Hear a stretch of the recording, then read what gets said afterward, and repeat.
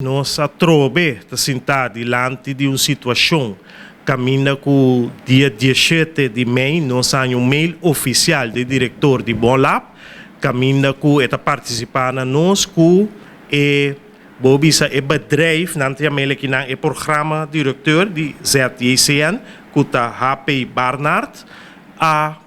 bisa que tá terminar contrato 31 de dezembro de 2022. Que me dibo bisa que nós tá mês caminho que nós começar, já passar a 2 lunas promê, não a terminar qual segundo lei não tá possível,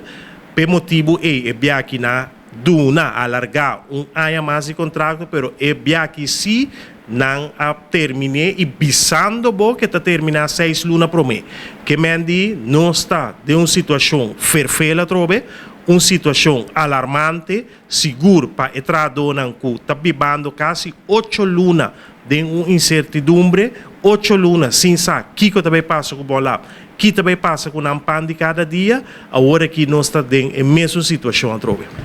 Cheryl, não quer que chegue o momento que não tem espaço mais para reunião, para reunir e que chega